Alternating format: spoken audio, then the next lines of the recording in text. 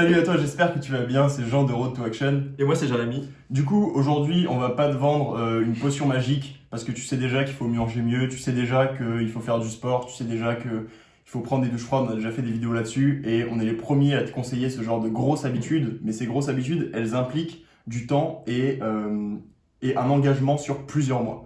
Alors que là, je vais te donner 9 habitudes, Ouais, 9 habitudes que tu peux mettre en place dès ce soir qui sont très simples. Tu vas voir, on commence tout de suite. Du coup, la première habitude, ça va être de boire de l'eau. De boire de l'eau à peu près tout le temps parce que ça t'aide en productivité, ça améliore ta santé, ta peau. Bon, je suis pas un tuto esthétique, mais ça améliore un peu tout. Et du coup, commence à boire de l'eau dès le matin. Franchement, c'est la meilleure habitude que j'ai mis en place, je pense. Je me réveille, je bois de l'eau et ça me donne direct de l'énergie plus qu'un petit déj, plus qu'autre chose. Du coup, essaye d'en avoir tout le temps sur ton bureau ou alors quand tu bouges dans ton sac. Voilà. voilà. Et justement, une fois que tu en auras aussi quand tu manges, et ben, ce que tu pourras faire, et c'est la deuxième astuce que je veux te donner aujourd'hui et qu'on veut te donner, c'est de marcher après manger. Parce que ça, c'est un énorme problème, moi que j'ai, je sais pas si toi tu l'as aussi. Genre, moi, ça m'arrive après avoir mangé le midi, et clairement, je suis un lardon. Je me fous sur mon canapé et j'ai plus d'énergie, je fous rien, et je perds du temps pour avancer sur mon travail l'après. Je sais pas si toi, c'est aussi un truc que tu rencontres. Ça m'arrive. Et le problème de ça, c'est que tu perds clairement du temps, alors que ce temps, tu pourrais l'exploiter ailleurs. Et moi, comment je fais, et c'est ce que j'ai adopté depuis quelques semaines, c'est que je vais directement marcher après manger. Ça peut être juste 10, 20 minutes, une demi-heure avec un podcast. Hein, tu vois, pas un truc trop agressif, hein, tu vas pas aller faire un running, tu vas juste marcher tranquillement. Avec ta paire de chaussures minimalistes, bien sûr. Et ça va vraiment te mettre en forme pour la suite de l'après-midi. Ça va t'énergiser. Bon, tu peux aussi le faire le soir. Moi, je le fais le soir aussi. Et ça change vraiment la donne. Surtout que les voitures en ville vont à 6 km/h. Si tu prends toutes les études avec en fait le temps pour l'acheter, les révisions, le plein, le fait de devoir la laver et tout, en fait tu vas aussi vite en voiture qu'en marchant. Donc même marcher, tu peux le mettre à d'autres endroits dans ta journée. Par exemple, je sais pas, au lieu d'aller au supermarché en voiture, à part si tu as 15 000 sacs, franchement tu peux y aller à pied. Du coup, un autre truc que tu peux mettre en parallèle ou alors carrément avec, surtout après manger le midi, ça va être de faire des siestes. Enfin, faire une sieste. Parce que des siestes, on va pas passer sur le sommeil polyphasique. En tout cas, si tu fais une sieste, ça va te réénergiser. Au lieu de t'avacher dans ton canapé, de te mettre sur ton téléphone 45 minutes, tu vis ce moment pleinement, tu te fais OK, pendant un quart d'heure, je dors, tu mets un réveil et tu snoozes pas. Au bout de ces un quart d'heure, tu te réveilles et c'est reparti pour ta journée. C'est exactement ça. Quand tu vas vraiment mettre des siestes dans ta journée, tu vas être plus efficace. Mais si tu veux surtout être plus efficace que ça, les siestes, on s'en fout un peu. Ce qui est vraiment important, et ça c'est mon argument type, je voulais que ça dans cette vidéo, c'est de faire ses to-do list le soir.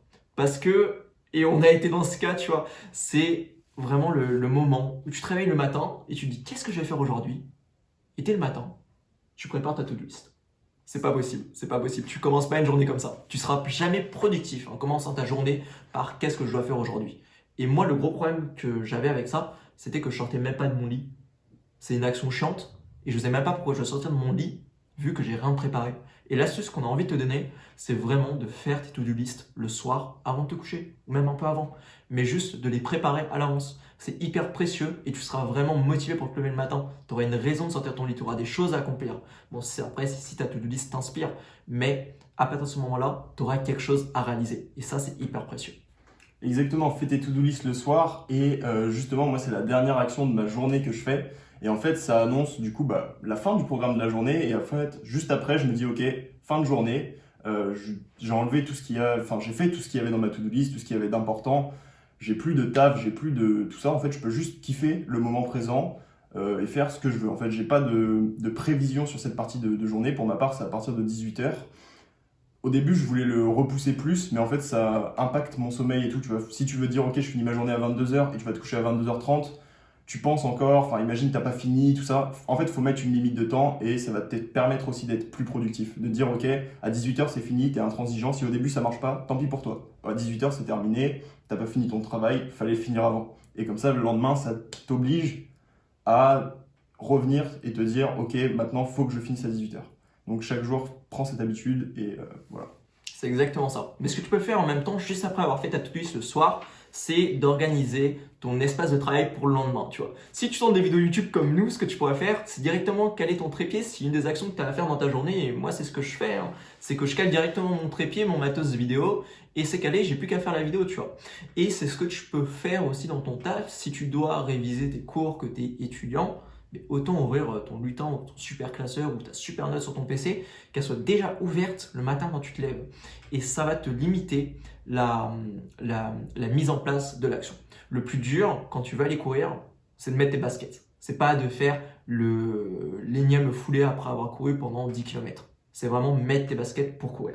Quand tu fais ça la veille pour une action que tu vas faire le lendemain, eh bien, tu n'auras plus à mettre tes baskets, tu seras directement dedans. Tu vas te coucher avec tes baskets et tu seras déjà prêt. Du coup, vois comment, à ton espace de travail, tu peux mettre une première action, directement la mettre en place un dispositif qui te permet de passer à l'action plus rapidement.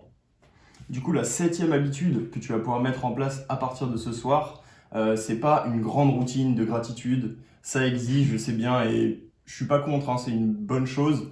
Mais pour commencer aujourd'hui, écris une seule chose pour laquelle tu as de la gratitude. Ça peut être juste un message de merci à un de tes potes qui t'a aidé aujourd'hui. Ça peut juste être te remercier toi-même, remercier la vie, remercier quelque chose qui t'est arrivé aujourd'hui.